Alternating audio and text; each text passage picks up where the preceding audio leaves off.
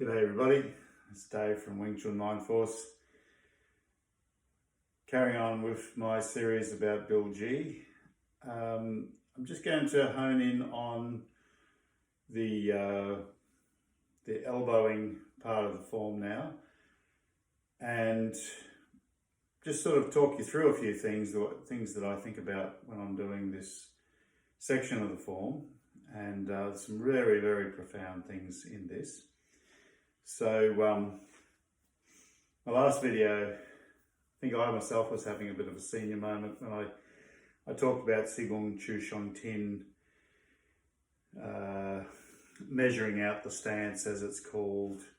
Firstly, the sort of traditional Sun Nim Dao way, and then in another video he goes like this. So I don't know why, but I forgot that that's a vital part of the next part of the form. I guess I was thinking too much about what I was going to say next with this part.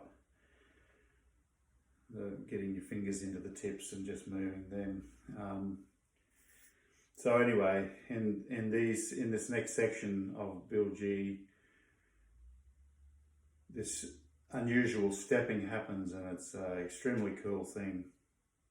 But just getting back to the elbowing, I sort of do it in inverted commas because people tend to still think, especially when they get to Bil Jee, oh, well, now I can think about fighting. You know, my Sifu's told me, don't think about fighting.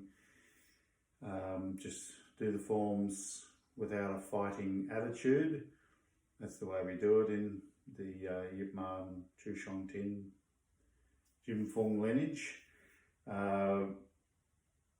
But when you're doing Bil Jee, still don't think about fighting. You're just thinking about how your body moves effortlessly and very powerfully in space, and keeping essentially your mind in the Nim Dao, which means use the rear of your brain, not the front of your brain. Don't use the conscious mind, use the rear of your brain. Don't think, feel. All right, so this is the mind of the whole body. You're sort of aware of yourself in space, moving, rather than thinking too much. And of course, you got to do a bit of thinking. I'm not at all saying that you stop thinking, but you try to minimize it with time. You focus more on feeling energy moving in your body, feeling the way the shapes move in space, not forgetting your body at all. You always have this perfect image outside and in. That's what we aim to do, this feeling of the body all the time. And in a weird way, maybe it's not so weird, but the higher level, the next level, is when you don't feel your body at all. This is the way arts are. They start off with a lot of thinking, sometimes too much thinking. You start integrating, you get to a good level, and then you find there's a whole different thing where it all becomes so ingrained. But this is more than just forgetting yourself. It's actually a spooky, far out feeling, which I've only felt maybe once or twice, but when I did, it was like, whoa, this is just not the normal feeling of nothing, of not thinking. This is like literally I wasn't there. It was like I was just sort of a consciousness floating in space, and my body was like somebody else's body. Anyway, get back to the practical of Bil Jee. So as I said in my last video, I tend to keep my mind in the fingertips and in the palms throughout this whole form, and pretty much that's where I stay. I'm also back there, and all the things that we learn in Sun Nim Dao, the rising spine, the connected spine, right to the ground, connected through your soft legs, floating torso, just floating there. You want all that happening. But then you put your yi into your fingertips and your palm, your intention, right? And then you just turn them, and your whole body twists like that. And you go the other way, and you twist right around. Back the other way and twist right around. So all the time, thinking up, got my hands my energy, my mind is in the fingertips. But I'm not thinking whack. You want to do it really soft.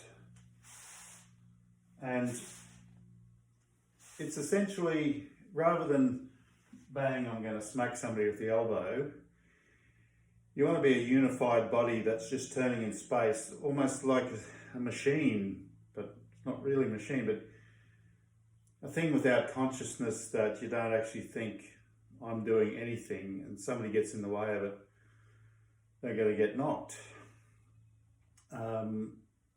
There's also an element called stillness, which we talk about in our Wing Chun,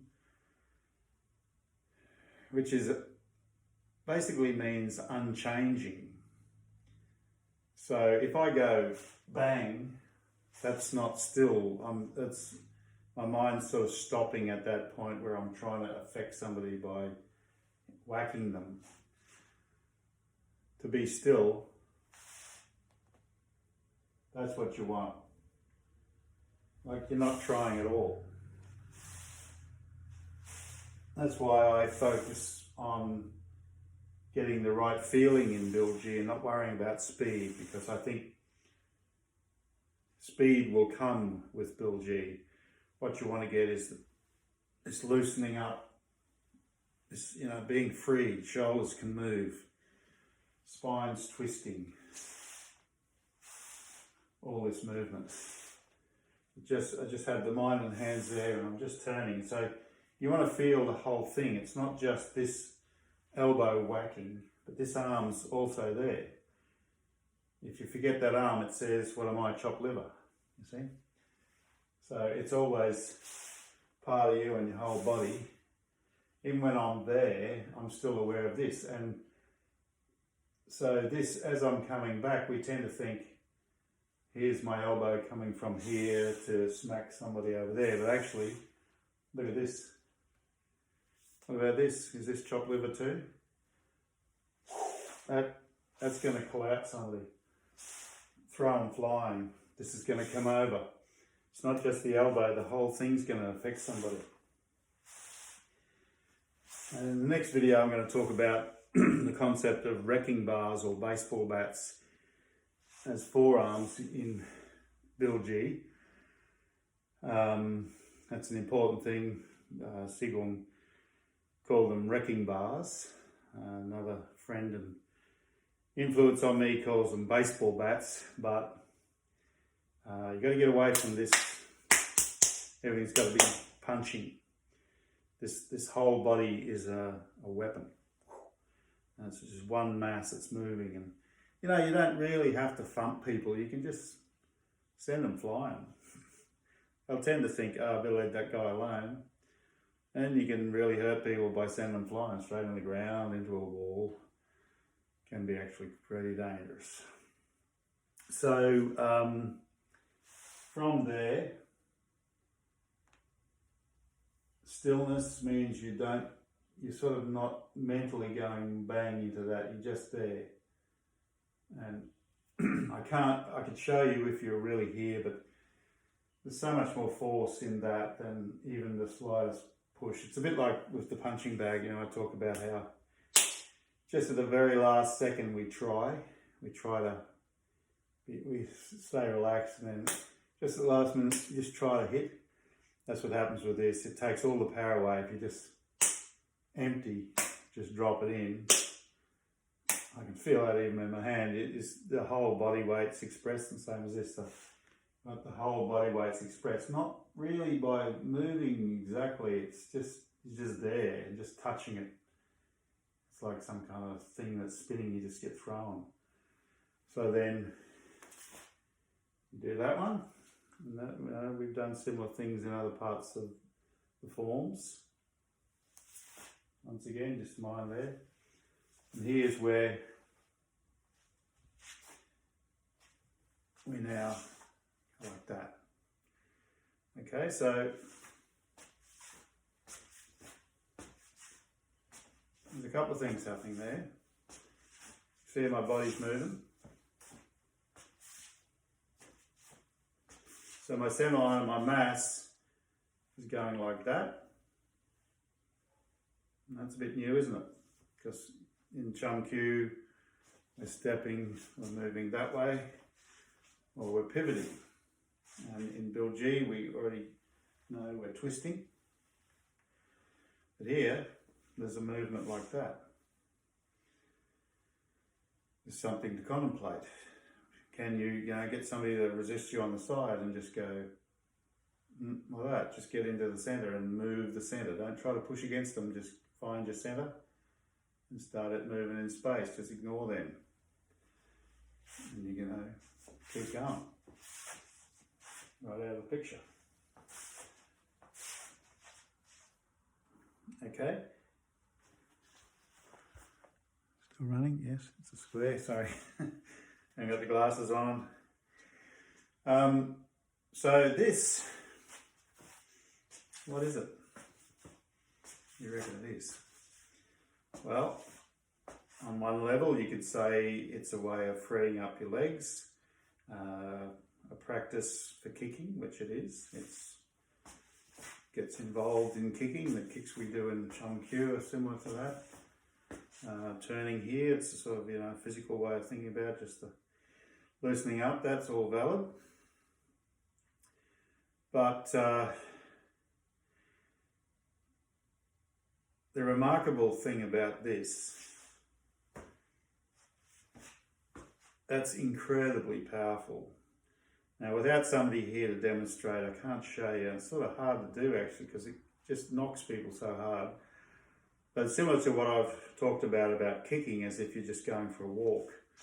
Just that relaxed, normal stepping, not kicking, not thinking kick, just going for a walk. You could even think just kicking a football. But you don't tense up like that because football's a little ladder full of air. It's not a big thug that's going to beat your brains in, so you're not tense about it. You just boot, and that's the feeling we want in Wing Chun. We want to be like a floating torso. It's alive, and everything just moves softly. But I can swear to you, I remember the first time I did this properly, the guy was standing really strong, big guy, and I went bang, tried to leg sweep him or whatever.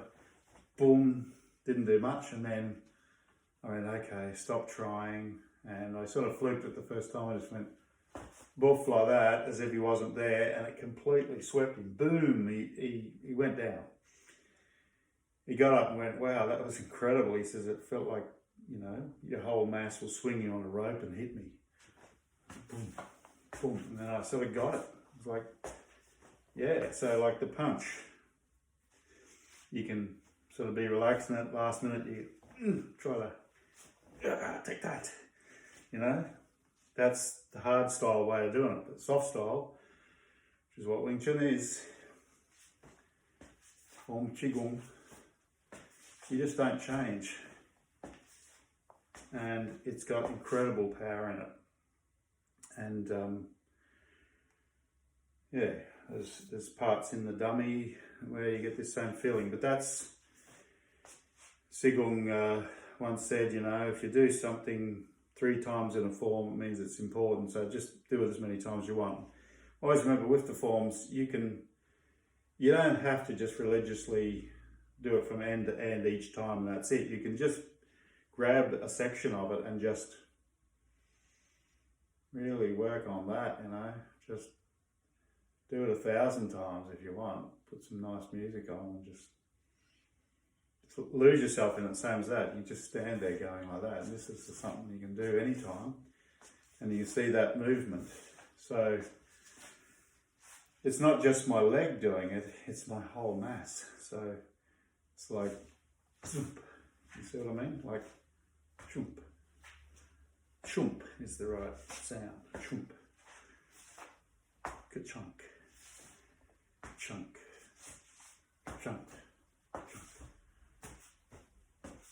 So by staying absolutely relaxed, the whole mass is in it. All right, that'll do for today. Thanks for visiting. Please subscribe. Thank you so much for all the people who have subscribed. I've got 100 new subscribers over the last about 2 months, which I'm stoked about. Please tell your friends. Please comment below. I've got heaps of good mates now who keep coming back and make great comments and start interesting conversations. That's it. See you later.